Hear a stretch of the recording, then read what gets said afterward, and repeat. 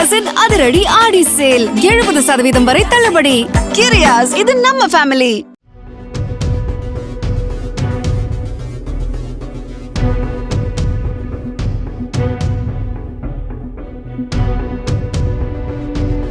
காவிரி நதிநீர் விவகாரத்தில் முதலமைச்சரின் நிலைப்பாடு என்ன என்று முன்னாள் அமைச்சர் ரகுபதி கேள்வி எழுப்பியிருக்கிறார். காவிரி பிரச்சனையில் அரசுடன் ஒத்துழைக்கவும் ஆலோசனைகள் கூறவும் தமிழ்நாட்டில் உள்ள அனைத்து கட்சிகளும் தயாராகவே இருப்பதாக அறிக்கை வாயிலாக கூறியுள்ளார்.